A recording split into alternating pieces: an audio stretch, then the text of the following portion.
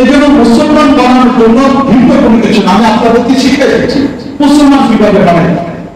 যদি ব্যক্তি গোসল করা থাকে তাহলে ভালো, যদি গোসল না করে তাহলে উঠে করান। এটাও যদি না করার সময় থাকে তাহলে ব্যক্তিকে হাতে হাত রাখার করে শুধু তাকে কাজে হাত করে দেবেন, আশহাদু আল্লা ইলাহা ইল্লাল্লাহ ওয়া আশহাদু আন্না মুহাম্মাদান আবদুহু ওয়া রাসূলুহু। এই কাজে হবে। এইটার অনুবাদ করবে যে তুমি এই কথা সাক্ষী দাও যে আল্লাহ ছাড়া কোনো ইলাহ নেই, হযরত মুহাম্মদ মুস্তাফা সাল্লাল্লাহু আলাইহি ওয়াসাল্লাম বান্দা এবং রাসূল, এইটুকু সাক্ষী দাও। তাহলে এটা হলো একটা অংশ। দ্বিতীয় নম্বর অংশ হচ্ছে যে ধর্ম থেকে মুসলমান হচ্ছে সেই ধর্মটা তাকে তার মধ্যে অস্বীকার করানো, সেই ধর্মটা বাতিল এটা তার মধ্যে স্বীকার করা। যদি সে হিন্দু থেকে মুসলমান হতে চায় তখন তাকে এই কথা বলা যে আমি খালেস দিলে ইসলামে প্রবেশ করলাম, ইসলাম ছাড়া অন্য যত ধর্ম আছে বিশেষ করে হিন্দু ধর্ম, সে যদি হিন্দু হয়ে থাকে সেটা বাতিল এবং মিথ্যা, আমি সেটাকে ঘৃণা করি। যদি খ্রিস্টান থেকে সে মুসলমান হয় তখন তার মুখে থেকে স্বীকার করা যে আমি খালেস দিলে ইসলামে প্রবেশ করলাম, ইসলাম ছাড়া বাকি যত ধর্ম আছে বিশেষ করে খ্রিস্ট ধর্ম এটা বাতিল মিথ্যা, আমি সেটাকে ঘৃণা করি। একদিক থেকে ইসলামকে স্বীকার করে নেওয়া, আল্লাহকে স্বীকার করে নেওয়া, আল্লাহকে স্বীকার করে নেওয়া, অপর দিক থেকে পূর্ববর্তী অন্য ধর্ম যেগুলো আছে সেগুলোকে মধ্যে বাতিল এবং মিথ্যা স্বীকার করে নেওয়া, একে হলো ঈমান গ্রহণ করা। যদি ঈমান গ্রহণ করার জন্য কখনো বিলম্ব না, পাশাপাশি এই বিষয়টা প্রতি লক্ষ্য রাখবো যে আমাদের বাংলাদেশে অনেকে আছেন যারা নতুন মুসলমানের পরিচয় দিয়ে বিভিন্ন মসজিদগুলোতে সহযোগিতা করার জন্য আসে, সহযোগিতা চায়। এটা অনেক মানুষ এমন আছেন যারা এটাকে পেশা হিসেবে গ্রহণ করছে। এই জন্য আমাদের মুসলমান হিসেবে কখনো তাদেরকে এই ধরনের সুযোগ না। আমরা কিন্তু মুসলিমদের কার্যক্রমের সাথে সম্পর্ক এবং আমরা প্রায়ই দেখা যায় যে আমরা বিভিন্ন সময় সফরের মধ্যে চলে যাই। আগে আমার একটা নিয়মিত সফরই ছিল এটা যে প্রতি মাসে 3 দিন এই তাবলীগের জন্য দিয়ে দিতাম, মুসলিমদের দাওয়াতি কার্যক্রমের জন্য দিয়ে দিতাম, প্রতি মাসে দিয়ে দিতাম।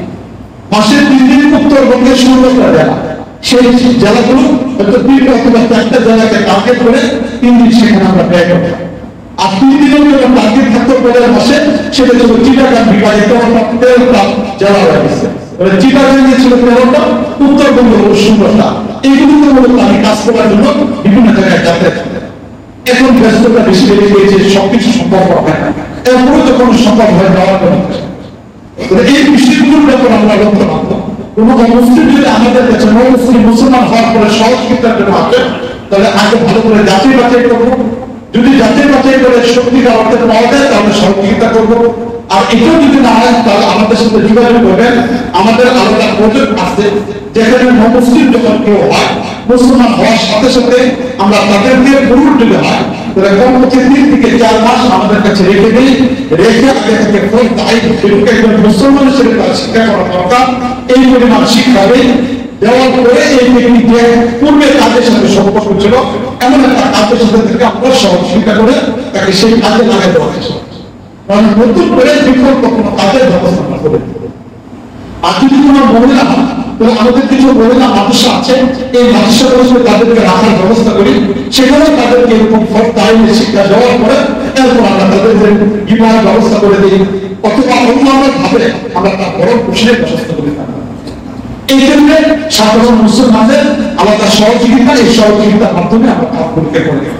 যেমন আগামীকাল থেকে সম্পদ সেখানে আমরা 3 লক্ষ টাকা আমাদের প্রয়োজন, এই 3 লক্ষ টাকার ব্যবস্থা করে আমরা এখানে যাচ্ছি। ঠিক এরকম কুরবানি চলে আসতেছে, এই কুরবানির সময় ধরুন আমরা মুসলিমদের ভিতরে আলাদা করে কুরবানি দেওয়ার ব্যবস্থা করি।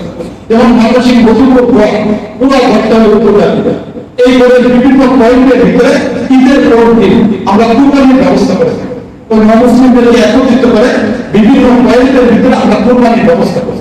এগুলোর ক্ষেত্রে আমাদের পদ্ধতি হয় যে একটা গরু 7 জনের কুরবানি দিতে পারে, এই জন্য 10,000 টাকা করে আমরা শেয়ারের ব্যবস্থা করি, 10,000 টাকা করে একজনে দিবে। এতে করে দেখা যায় অল্প খরচ দেওয়া হচ্ছে, এই সবটাটা এটা নকল হয়ে যাবে, কুরবানিটা নকল হয়ে যাবে। এখন নকলের মাধ্যমে আমরা এই উপজাতিদের মধ্যে গরুগুলিকে কুরবানি করে দেব। তাহলে এই পদ্ধতিতে আমরা যেখানে উপজাতিরা আছে সেই মানুষদের কারো পাহাড় সেখানে পেয়ে থাকি, বান্দরবনের বিভিন্ন জায়গায় আমাদের প্রয়াস আছে, সেগুলোতে আমরা কুরবানির ব্যবস্থা করে থাকি। এরকম বিভিন্ন জায়গাগুলোতে আমরা কুরবানি এই বিষয়গুলিকে নিয়ে মুসলিমদেরকে কোরবানি ঈদের আনন্দের সাথে সম্পৃক্ত করা যায়। আপনারা যারা আছেন নিজেদের অঞ্চলে যদি এমন কোন মুসলিম থাকে, কোন মুসলিমের পরিবার থাকে, আমরা যে মসজিদ এবং মসজিদের আশেপাশে যারা আছি, আমরা যদি এটা পরিকল্পনা নেই যে আমাদের এই এলাকাতে কোনো মুসলিম আছে কিনা, ঈদের দিন যেন সেই ঈদের আনন্দ থেকে বঞ্চিত না হয়, উপরে অভিমত আছে 30টার উপরে অভিমত আছে।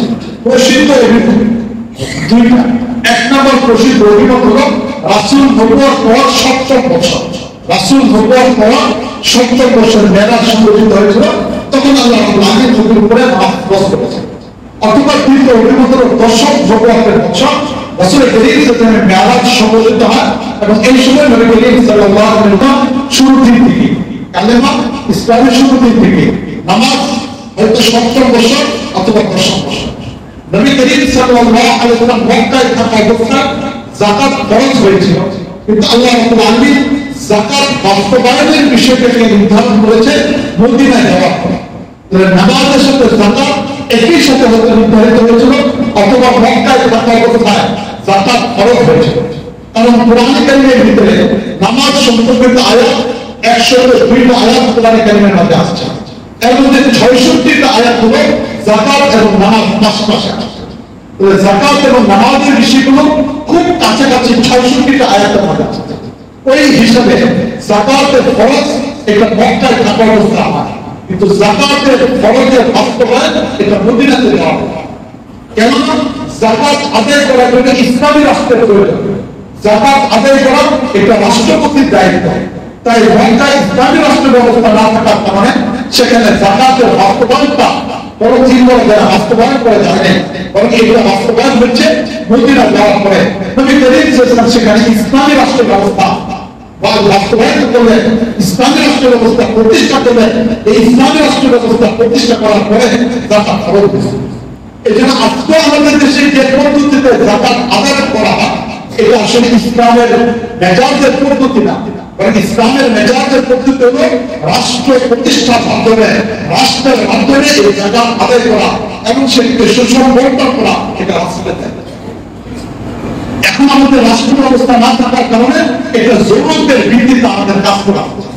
বরং বলতে গেলে বর্তমান ইসলামটা হলো কুমারকে রাখা একজন রোগীর মতো।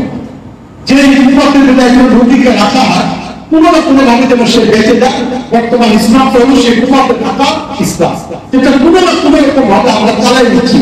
তো যতদিন পর্যন্ত ইসলামী রাষ্ট্র ব্যবস্থা প্রতিষ্ঠা না করা যাবে, যতদিন পর্যন্ত কোরআনকে সংবিধান বানানো না যাবে, ততদিন পর্যন্ত পূর্ণ ইসলামের উপর আমল করা কঠিন সম্ভব। এই জন্য একজন মুসলমান হিসেবে কোরআনকে বাস্তবায়ন করা, পূর্ণ ইসলামকে বাস্তবায়ন করা, ফিকির রাখা, এটা ফরজ। এটা ফরজ, না হলে আমার ইমানের মধ্যে দুর্বলতা থেকে যাবে। এই জন্য পূর্ণ ইসলামের শক্ত দেখা, পূর্ণ ইসলামের কাজ করা, বাস্তবায়নের পদক্ষেপ গ্রহণ করা, এটা প্রতিটা মুসলমানের জন্য আলাদা আলাদা। যে কথা বলতেছিলাম এই যাকাত, এটা আল্লাহ রাব্বুল আলামিন ফরজ করেছেন মক্কা, কিন্তু বাস্তবায়ন হচ্ছে মদিনা। এরকম ইসলামের আরেকটা বিধান যেটা হলো সওম, রোজা। নবী করিম সাল্লাল্লাহু আলাইহি ওয়াসাল্লাম মক্কা থেকে মদিনা যাওয়ার পরে 1 বছর পর আল্লাহ রাব্বুল আলামিন এই রমজান ফরজ করেছেন। তাহলে এই হাদিস, যে হাদিসের মধ্যে ইসলামের মৌলিক 5টা বস্তুকে উল্লেখ করা হয়েছে, এর মধ্যে কালিমা প্রথম দিন থেকে নিয়ে সালাত অথবা নামাজ, এগুলো 70 অথবা 10 নবুয়তের বছর ফরজ করা হয়েছে। হজ, যাকাত মক্কা ফরজ হয়েছে, বাস্তবায়ন মদিনাতে হয়েছে। সওম, এটা আল্লাহ রাব্বুল আলামিন মদিনা যাওয়ার পরে রাসূল করিম সাল্লাল্লাহু আলাইহি ওয়াসাল্লাম আল্লাহ রাব্বুল আলামিন ফরজ করেছেন 1 বছর। হজ কখন ফরজ হলো? হজের বিষয়টা আসছে রাসূল করিম সাল্লাল্লাহু আলাইহি ওয়াসাল্লামের উপরে যখন মক্কা বিজয় হয়ে গেছে। 8ম হিজরিতে মক্কা যখন বিজয় হয়ে গেছে, তখন নবী করিম সাল্লাল্লাহু আলাইহি ওয়াসাল্লামের উপরে হজ আল্লাহ রাব্বুল আলামিন ফরজ করেছেন। হজ ফরজ হয়েছে 8ম হিজরির মক্কা বিজয়ের পরে।